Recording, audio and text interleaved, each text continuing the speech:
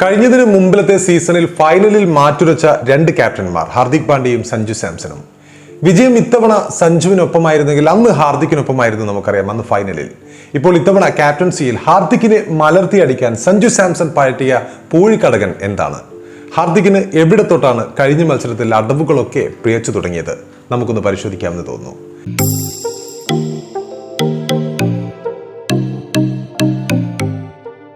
Indian premier ലീഗിന്റെ 17ാം സീസണിൽ രാജസ്ഥാൻ റോയൽസിനോട് വീണ്ടും മുട്ടുകുത്തിയിരിക്കുകയാണ് മുംബൈ ഇന്ത്യൻസ്. രാജസ്ഥാന്റെ തട്ടകത്തിൽ നടന്ന മത്സരത്തിൽ 9 വിക്കറ്റിനാണ് ഹാർദിക് പാണ്ഡ്യയും സംഘവും നാണം കെട്ടത്. ആദ്യം ബാറ്റ് ചെയ്ത മുംബൈ 9 വിക്കറ്റിന് 179 റൺസ് അടിച്ചപ്പോൾ 8 പന്തും 9 വിക്കറ്റും ബാക്കിയാക്കിയാണ് രാജകീയ വിജയം രാജസ്ഥാൻ സ്വന്തമാക്കിയത്. പ്രധാനമായും മോശം ഫീൽഡിംഗ് ആണ് മുംബൈയെ പിന്നോട്ട് വലിച്ചത്. മത്സരത്തിൽ നിരവധി ഫീൽഡിംഗ് പിഴവുകളാണ് മുംബൈ വരുത്തിയത്. സെഞ്ചുറിയോടെ രാജസ്ഥാനെ വിജയത്തിലേക്ക് എത്തിച്ച ഓപ്പണർ യശസ്വി ജയ്സ്വാളിന്റെ ക്യാച്ച് നിഹാൽ വധേര തുടക്കത്തിൽ തന്നെ പാഴാക്കിയിരുന്നു. അനായാസമായി എടുക്കാവുന്ന ക്യാച്ചാണ് അദ്ദേഹം നഷ്ടപ്പെടുത്തിയത്. അതുപോലെ ഹാർദിക് പാണ്ഡ്യയുടെ ഓവറിൽ രാജസ്ഥാൻ അവരുടെ നായകൻ സഞ്ജു സാംസന്റെ ക്യാച്ചും മുംബൈക്ക് ലഭിക്കുകയുണ്ടായി. എന്നാൽ ടിം ഡേവിഡ് ആ ക്യാച്ച് സഞ്ജുവിന്റെ ക്യാച്ചും പാഴാക്കുകയുണ്ടായി. അനായാസമായി എടുക്കാവുന്ന ക്യാച്ച് തന്നെയായിരുന്നു അതും.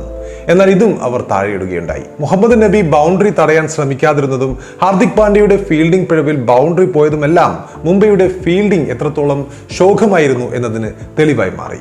മണ്ടത്തരങ്ങളുടെ ഒരു നീണ്ട നിര തന്നെയാണ് ഹാർദിക്കിന് ഈ മത്സരത്തിൽ സംഭവിച്ചത്. ക്യാപ്റ്റൻ ഹാർദിക്കിന് ടോസ് നേടി ആദ്യം ബാറ്റ് ചെയ്യാനുള്ള തീരുമാനം വലിയ മണ്ടത്തരമായി മാറുകയായിരുന്നു. അതിന്റെ കാരണം സഞ്ജു സാംസൺ തന്നെ തുടക്കത്തിൽ വ്യക്തമാക്കിയിരുന്നു.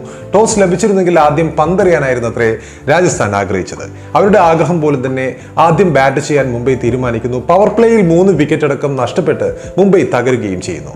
ബാറ്റിംഗിൽ മുംബൈ അനാവശ്യമായ ചില പരീക്ഷണങ്ങളും കഴിഞ്ഞ മത്സരത്തിൽ നടത്തുകയുണ്ടായി. 5ാം നമ്പറിൽ മുഹമ്മദ് നബിയെ കൊണ്ടുവന്നത് മികച്ച തീരുമാനമായിരുന്നില്ല. കാരണം ആദ്യത്തെ 5 പന്തുകൾ ഡോട്ട് ബോൾ ആക്കിയ ശേഷമാണ് നബി 17 പന്തിൽ 23 റൺസ് എടുത്തത്. ആ സ്ഥാനത്ത് ഹാർദിക് പാണ്ഡ്യ കളിച്ചിരുന്നെങ്കിൽ പതിയെ തുടങ്ങി ഇന്നിംഗ്സ് കെട്ടിപ്പടുക്കാൻ അദ്ദേഹത്തിന് സാധിക്കുമായിരുന്നു. എന്നാൽ നായകൻ എന്ന നിലയിൽ ഹാർദിക് ഇവിടെ അതിന് ധൈര്യം കാട്ടിയില്ല. നമുക്കറിയാം, മുമ്പ് ഗുജറാത്തിനൊപ്പം ഉണ്ടായിരുന്ന 2 സീസണുകളിൽ ഹാർദിക് വിജയകരമായി ചെയ്തിരുന്നതായിരുന്നു 4ാം നമ്പറിലെ ആ റോൾ എന്നോർക്കണം. തുടക്കം പാളിയ മുംബൈയെ നെഹൽ വധേരയും തിലക് വർമ്മയും ചേർന്ന് ശക്തമായി മുന്നോട്ട് കൊണ്ടുപോവുകയായിരുന്നു. ഒരു ഘട്ടത്തിൽ 200 മുകളിലേക്ക് മുംബൈ സ്കോർ ബോർഡ് പോകുമെന്നാണ് കരുതിയിരുന്നത്. എന്നാൽ ഇതിനും വിലങ്ങ് തടിയായത് ഹാർദിക് ആയിരുന്നു. 7ാമനായി ക്രീസിലെത്തിയ ഹാർദിക് 10 പന്തിൽ 10 റൺസ് മാത്രമാണ് നേടിയത്.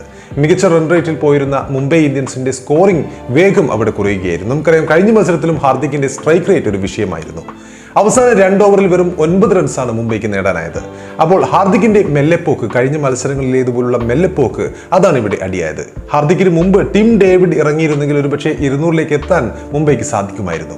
എന്നാൽ നായകൻ എന്ന നിലയിൽ ഹാർദിക് ഡേവിഡിന് നേരത്തെ ഇറങ്ങിയത് മുംബൈ സ്കോർ ബോർഡിനെ, അദ്ദേഹത്തിന്റെ മന്ദഗതിയിലുള്ള ഇന്നിംഗ്സ് മുംബൈ സ്കോർ ബോർഡിനെ ബാധിക്കുകയായിരുന്നു. ഈ സീസണിൽ ബാറ്റ്സ്മാൻ എന്ന നിലയിൽ ഹാർദിക് ഒരു ദുരന്തമായി മാറിയെന്ന് നമുക്കറിയാവുന്നതാണ്.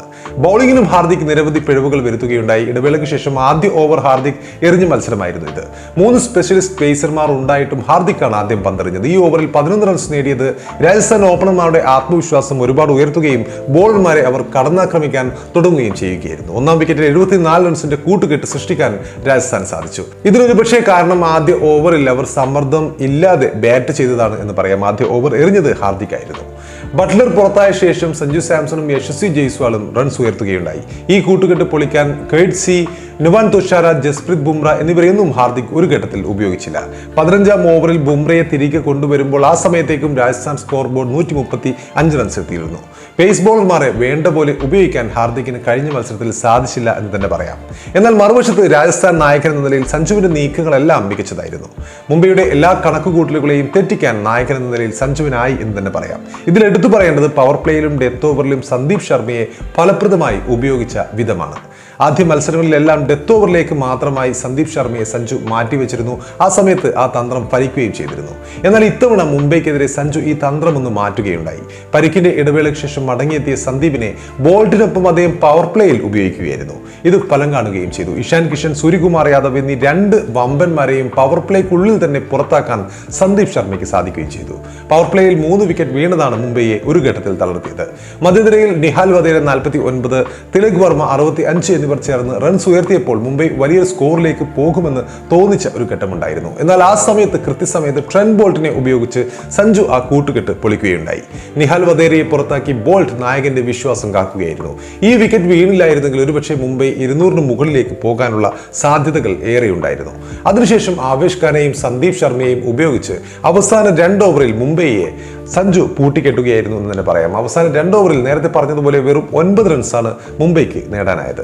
അതുപോലെ ബാറ്റ്സ്മാൻ എന്ന നിലയിലും സഞ്ജു തുടങ്ങിയ മത്സരമായിരുന്നു ഇത്. റൺസ് പിന്തുടരുമ്പോൾ സഞ്ജു മോശമാണെന്ന വിമർശനങ്ങൾക്കുള്ള അദ്ദേഹത്തിന്റെ മറുപടിയായിരുന്നു അദ്ദേഹത്തിന്റെ കഴിഞ്ഞ ഇന്നിംഗ്സ്. നായകന്റെ ബാറ്റിംഗ് കാഴ്ചവെച്ച് 28 പന്തിൽ പുറത്താവാതെ 38 റൺസാണ് സഞ്ജു നേടിയത്. ഇതിൽ 2 4-ഉം 2 6-ഉം ഉൾപ്പെടും. അതുപോലെ യശസ്വി ജയ്സ്വാളിന്റെ സെഞ്ചുറി, 104 നോട്ട് ഔട്ട്, സന്ദീപ് ശർമ്മയുടെ 5 വിക്കറ്റ് പ്രകടനം, ഇതൊക്കെയാണ് രാജസ്ഥാന് കഴിഞ്ഞ മത്സരത്തിൽ വമ്പൻ വിജയമൊരുക്കിയത്. ജയ്സ്വാൾ 60 പന്തിൽ 9 4-ഉം 7 6-ഉം ഉൾപ്പെടെ പുറത്താകാതെ നിന്നു. അതുപോലെ സന്ദീപ് ശർമ്മ അദ്ദേഹത്തിന്റെ 5 വിക്കറ്റുകൾ പൂർത്തിയാക്കുകയും ചെയ്തു. 4 ഓവറിൽ 18 റൺസ് വിട്ടുകൊടുത്താണ് സന്ദീപ് കഴിഞ്ഞ മത്സരത്തിൽ 5 വിക്കറ്റ് നേടിയത്. അതുപോലെ ട്രെന്റ് ബോൾട്ട് 2 വിക്കറ്റും ആവേശ് ഖാനും ചഹാലും ഓരോ വിക്കറ്റും വീഴ്ത്തിയതോടെയാണ് 20 ഓവറിൽ 9 വിക്കറ്റിന് 179 റൺസിൽ മുംബൈ ഒതുങ്ങിയത്. അപ്പോൾ ഈ വിജയത്തോടെ 8 മത്സരങ്ങളിൽ നിന്നും 7 ജയം നേടിയ രാജസ്ഥാൻ പ്ലേ ഓഫിനോട് തൊട്ടടുത്തെത്തി നിൽക്കുകയാണ്.